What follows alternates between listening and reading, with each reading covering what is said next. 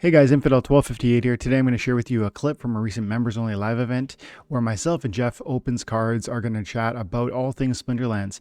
He's a content creator within this space also, and he's a massive asset holder within Splinterlands. Cards, land, tokens, and everything in between. He's very bullish, but has he always been? He's been here through some of the depths of the bear market. Did that shake his confidence? Where is he now mentally within the context of confidence versus bearish or bullish? We're going to get into all of that today. I hope that sounds interesting. And thank you to my members who help make this content possible. Check out Jeff's channel. Links in the description. Let's get it. You mentioned all the packs you bought with Chaos Legion. You talked about the Rooney. Rooney hasn't gone shooting to the moon or anything like this. I know you have a region of land. You're a big asset holder in this space. Do you walk in confidence even despite those big bags? Or is there some, negativity or frustration or disappointment? Or are you not even thinking about it from that perspective, the financial perspective? This is a thing I'm enjoying in the process. How do you think about that question? I'd say, I'm in no rush time sensitivity wise, for one thing. Oh yeah. Within the last 30 to 60 days, I'd say my confidence overall is the highest it's been in years. That's what I had in my head, and I lost. Obviously, there's been lots of different turmoil over the years and stuff too, between company layoffs and stuff like that too, where you always have some seed of doubt, is this going to sustain the test of time and stuff. But right now, I just feel like as a whole, Splinterlands is in its best place, possibly ever. Mm-hmm. You could argue it's in a better place, just going into Chaos Legion, just the way the market as a whole and stuff was too. But just as far as within Splinterlands, within itself, ignoring any potential outside markets for better or for worse, Splinterlands in and of itself is in its best place, I feel like possibly ever right now. So yeah, my confidence is the highest it's been since, a Splinterfest time or before then. Yeah. So definitely I've been putting in, some fresh fiat lately too, which I hadn't done in a good amount of time since SPS was at 3 cents. I think it was the last time I put any fiat in. Yep. Before the last 30 to 45 days. Yep.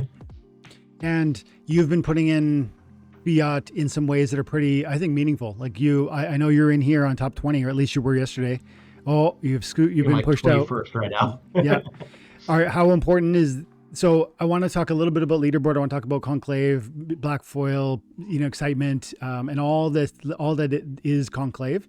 But I guess I also want to carry forward on a little bit of that thought, because I know you're not just kind of pushing some chips in on Conclave. I also saw you do some pretty big SPS pickups over the last, would that be 60 days, or do you think, or what's been your SPS story in the last 60, 90 days? I think I'm up over 3 million SPS in that time. Nice. On Binance Smart Chain, I haven't brought it in-game yet, just because I want my options open, because there's the 1% fee to bridge it into the game. So until I know I need it in the game, with the uncertainty of how the pre-sale will shake out and stuff, I want to keep the options open with what I might do with it there. But totally. But I think I'm up to 4.5 million on Binance Smart Chain now. Nice, man. I've got 3.6 in-game, I want to say. Nice. I started unstaking my SPS too, just to again maximize my options for the pre-sale here. So yes, once the pre-sale is over, I'll definitely restake a lot of SPS and stuff too. Mm-hmm. I actually put in a couple of bids last night for the first time for SPS rentals, because I have 3 of my 4 weeks of unstaking done. So it's in Wild I don't have my max multipliers now, so let me try to rental SPS now just in the meantime while I keep my SPS liquid, just to keep my pre-sale options maximized. Wow. Rental costs on DEC SPS are not very much. I can rent 1 million SPS for 7,000 DEC for 7-day duration. That's 1,000 DEC a day. $1 a day can give me 1 million more SPS rental liquidity or power. What is that ceiling? I actually don't know this world very well, because I've been a multi-100,000 SPS bag holder. To see your maximum returns, what is maximum returns in Wild or survival for that matter? Is there a ceiling? I actually don't even know the answer to that. Well, just on a per battle basis for starters, in Wild I get usually 20 to 25-ish SPS most of the time. Mm-hmm. I actually started playing Modern late last season as well for the first time, probably over a year, and something 20 to 30 FPS per win. Nice. So like I'm restarting the bot manually a lot to maximize my games in wild and in survival mode. Last season I had exactly 1,000 matches in wild. I think like 75 or so in modern. And survival mode I want to say it was like 1,700. Wow, 60. Definitely at the end of season, I know I broke 2,000 cards on that were defeated or on cooldown. Wow, but it was usually like 15 to 1,800 the majority of the season. So that's great. So that means, for a little bit of context, that means like 100 matches per day your account has been able to run through because you have that sort of card depth. So I think that really like sets the stage a bit for like what sort of card collection, as well as some of the SPS action, and then a little bit on the conclave side too. I have so many questions about like sort of your approach. I'm really curious about your land, because we talked about, I saw you on NFT Gaming and Collectibles, and you were hanging out and you were answering. I was in the chat, and I didn't know you had a region, first off, and then it came up in conversation, and I don't even know how, but I was like, you got a region and like you got 1,000. I thought to myself, like, I wonder if Jeff wants a tenant. And I sent a thing in the chat saying like, hey, well, like, what would it take to get rid of some of that land? And I think you're like flatly refused. I forget exactly what you said, but it was like pretty much, you'll have to pry from my cold dead hands. And you said something like, I just can't imagine letting some of it go, because ultimately I might get to a place where I'm really going to want it one day in the future. Does that sound right, first of all? And it's also like, it's always the what if, like, yeah, they're still developing land, obviously, and who knows what new features will come next, where, you know, maybe there'll be a certain special benefit that you get for your castle, your tracks, if, you know, you have your full complete region intact on a single account. Like, you never know what the next thing will be. So it's like, totally, if I hypothetically sell, you know, 50 of my common wood plots because I have extra wood plots, but then it's like, oh, now this thing happened. Now if I had those, this other thing is unlocked for me, but now I don't have that, and it's something you can't really undo very easily. So 100%. I respect it. When I saw that, my first thought was disappointment. My second thought was respect, because there's like such a huge amount of confidence in what you know, how you position yourself. There isn't a sense of like, well, maybe I should hedge that bet. You were like trying to lean, you're not trying to pull back from it. You're trying to just like sit with it and be okay with it. And even what you talked about with the SPS, you know, you on some level, you were like thinking, I'll buy some of this and I will hold it on the exchange, thinking maybe there's going to be a real run in SPS. Maybe I'm going to want to sell some of it. Maybe I'm going to want to burn some of it. Maybe you're not really sure. But you aren't acting rapidly, and you aren't, probably like me, to be honest. I'm far more, maybe fickle's the word. Like even with my SPS, so I'll show you right now. I've got 865 right now. In the last, 3 weeks or something, I bought 500,000, which is a big deal to me. Nice. That's a big move, but I've also already burned 50,000, like 50,000. I sent 10,000 to Bulldog with his big thing, which was fun. Like, I just love seeing that. That's so cool that the community has that kind of thing. And I love helping out with that for sure. And then the rest I've just kind of burnt to buy some cards, and I've been on a bit of a spree. Like, this is the problem. I get fickle. Like I want to hold the bag of SPS. I want to get towards 1 million. I want more land, but I also want more cards, but I also want more, and I just can't do it all. It seems like you've done it all. Like, do you feel like you have everything you want in Splinterlands? And if not, what is missing from that? That's the thing about Splinterlands. Like, you never have what feels like enough. Like, there's always some other avenue to go down. Like, for the longest time, like, I had up until not too long ago, and considered off and on potentially start off even the entire region of land, just because I thought like, oh well, if the game really takes off and stuff, like, I should have like a higher percentage of my Splinterlands assets in SPS. That just feels like the easiest path kind of thing. Mm-hmm. But then land started having new developments. I was like, okay, well, I really want to start developing my land more. Like, I got my land to 165 active plots very quickly upon land launching. Okay. And then that number did not change until 1.75 launched. And I'm at 250 with another 50 or so under development right now. So I'm approaching having doubled my number of active land plots from the time 1.7 launched till now already. Wow, So, that's really impressive. What region are you in? 73 or 74. Okay. I always forget. It's Moore's Deep. I remember the name now. Yeah, Moore's Deep, 74. And I've been really going down the rabbit hole a little bit with respect to land, since 1.75. I've had 38 plots in Gankland for a while. That's region 23. And, it's actually a pretty self-sufficient set of plots. I don't have a keep. I don't have a castle. I don't have a ton of epics. I don't have any legendaries, but it is like a relatively self-sufficient with grain. And the only thing I'm missing is stone, because there's like no stone in his region. And I bring all that up because I'm really, as I've been learning more about land in the last 2-3 weeks, I'm really seeing how much diversity there is across every region, to the point where some have 5 plots of stone or 0, or and so what is your distribution like? Do you know that? Let me see this. I'm actually pretty favorable, I feel like. The main negative that I've always felt for my land is that I have no legendary, even epic occupied plots, only rare and common.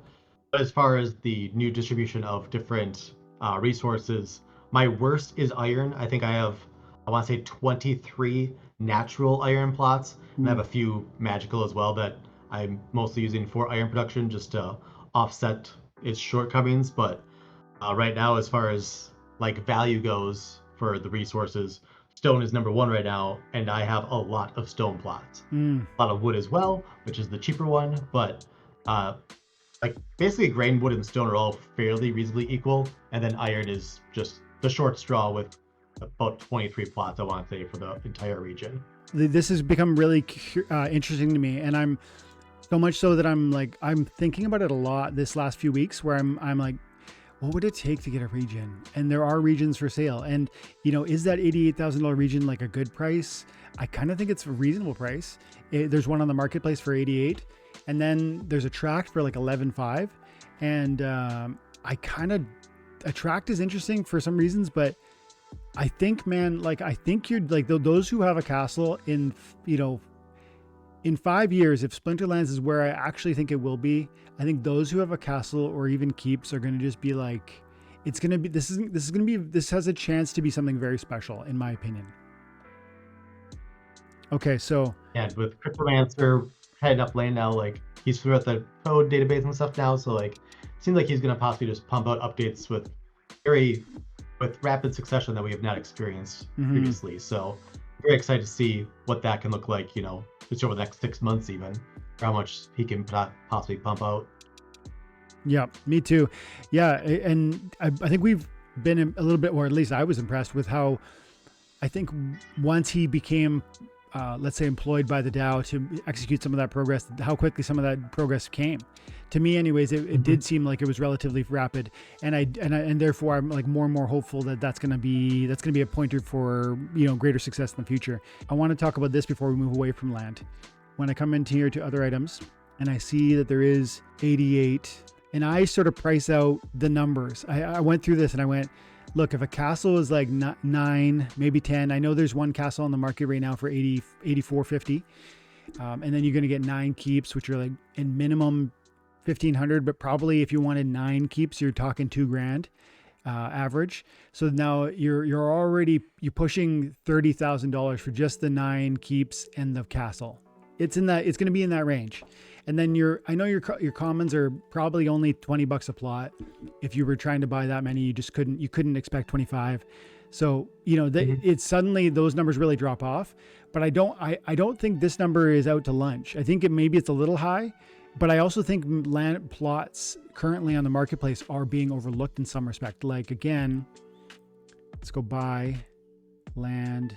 What do you think about anything I said there in terms of like 88 for a region? Does that sound crazy right now? And what do you think about? I haven't updated my calculations recently for like just using floor value of each land type. Yeah.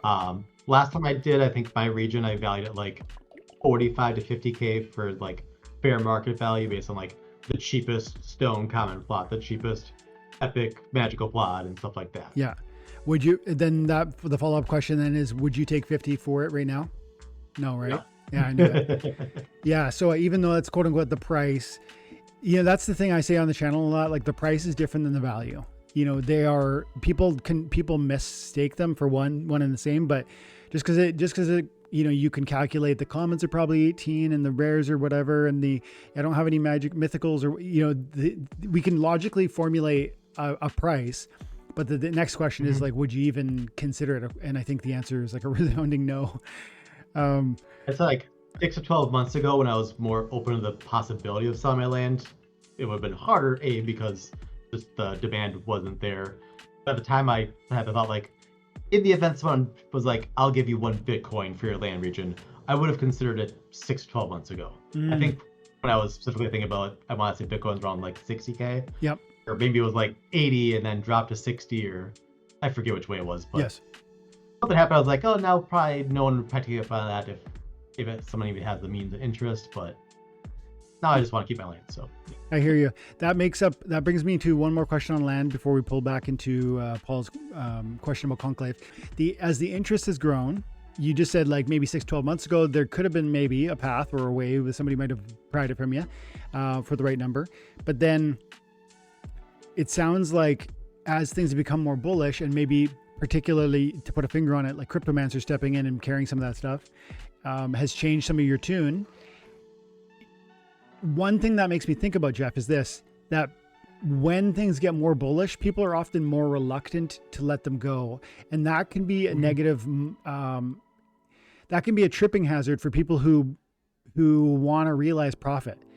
And maybe, and I wonder what you think about that. Cause I'm not saying you should want to sell. You hear me? Like, it's like, I guess I'm just trying to invite the conversation around what would it look like to realize some real world fiat gains from your investment within Splinterlands. And would you want to, would there be some number maybe on land or with SPS now, like not 6 months ago, but now, would there be some pathway where, you could see yourself letting go like a full tract maybe?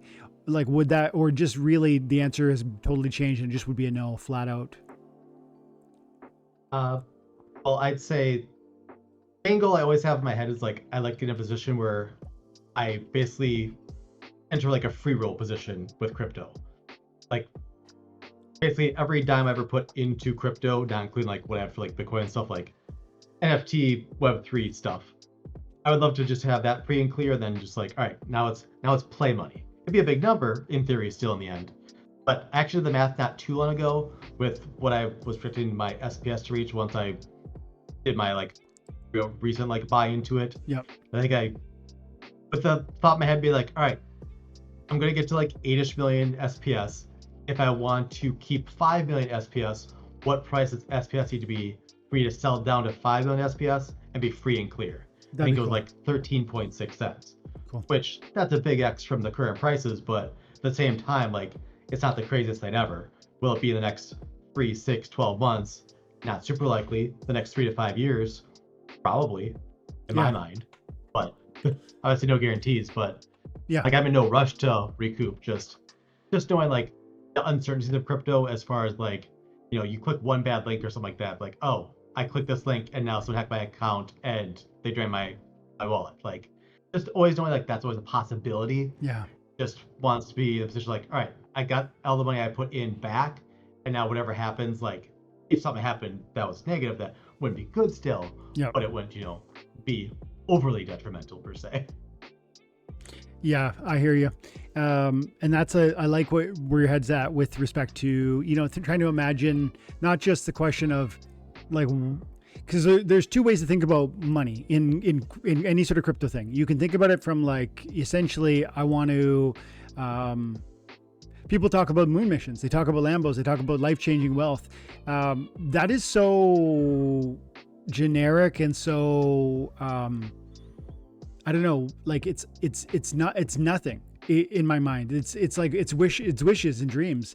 What I think is so much more valuable is actually doing what you just said you've done, which is to think through, what have I put in and how could I get there without sacrificing what I, essentially my ability to enjoy the thing that I've been enjoying for these years, and, essentially take that ice cream money and like Aftersun says, and I think that's the super wise thing.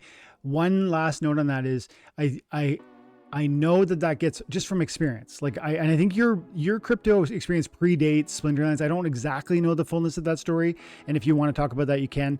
But I know that from my prior experience, you know, these things get so exuberant, and you go, part of you says, I could never sell now. And we have to, I'm so convinced that like those who are going to win biggest are going to be those who have made the plans. You've made the plan, but then that actually follow through with it and don't get to a place where they've maybe hit that 13.6 cents and they go, we could in that moment be so exuberant, so bullish, so confident. Everything's different now. This time is different. Like, you know, and then we just get so caught up and swept up, and then we don't put the sell button in. Hey, that's part of me. Like my mind gets, I start going there because I've been here since 2017. So I saw Bitcoin go to 20, and then I totally missed it. And even 2021, I totally missed it. And, you know, we'll see what happens this cycle, to be honest. One saying that I need to like actually live by through actually doing things better than I have thus far is bears make money, bulls make money, pigs get slaughtered. Mm-hmm. Like you can be bullish, you can be bearish, either way you can make money. But if you're a pig, it's not going to go well. That's right. That's right. And one thing that I like thinking about in that conversation is it's really important that we be okay with selling at a level that allows someone else to profit. If I sell my SPS and it goes at whatever number and it goes up, I'm happy for the person who bought it for me, or at least I ought to be. I shouldn't feel like, oh man, they've won, or they beat me in that trade. I recognized an opportunity. I realized a gain. I was happy to take that fiat at that moment. That has to be that moment. That has to be like, I'm good with my choice. And if any sort of thoughts come beating myself or trying to beat myself up about it, it's not helpful. Yeah. In my mind too, it's like, so just go off, if 13.6 is like my number, odds are I would sell something before that exact number. Yes. And more beyond it. And in my mind too, it's like, okay, I reached the point, okay, I sold off enough where I'm free and clear, and now it goes to 20 cents. I sell some more or whatever. In my mind, it's like, okay, I can sell more now, take profit.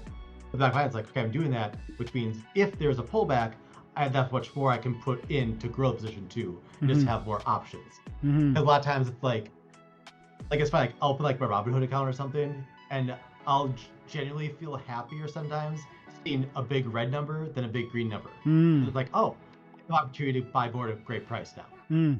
Like if you're confident in things and you want more of things, the longer the price stays repressed, the better it is for you to get into a stronger position for the longer term. Yeah, as long as nothing changed, right? Yeah. Yeah. If you're with SPS, when I started like putting more in, it's like, oh crap, it's 1.1 now. Now it's 1.2.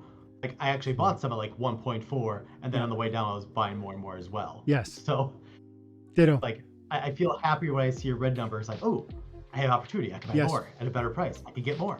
Ditto. Okay, Jeff, thanks so much, man. But before we go, we got Jeff Opens Card on YouTube, and then also you got X. You're pretty active on X, aren't you? Yeah. If you wanted to see the Roonies, I replied to my tweet that I tagged you in just so you could find it more easily. If you wanted to see the Rooney, I did pick up, but. Cool. I do want to see it, definitely. So I'm going to go. So you replied me? I just replied to the tweet and tagged you, so it should be one of your newest notifications. I see it, yeah. Yeah. Right. Just a small little welcome. Look at this 12 Rooney. Just like a small little addition to the family. Dude, this is so great, and I really appreciate you popping by. Thanks for everything, and I really hope we can do it again soon-ish. I know you're a busy man, but I would love to do it again. Yeah, I'm more active right on Splinterlands than I've been in quite a while, so happy to talk more whenever. Okay. All right, guys, I'm going to leave it there, but Paul, thanks for hanging out today, and Gathering came through at the end here. He says, just got home. We'll watch the replay. Guys, to the members, thank you for supporting the channel. Thanks for hanging out tonight, Paul, and yeah, Jeff, amazing.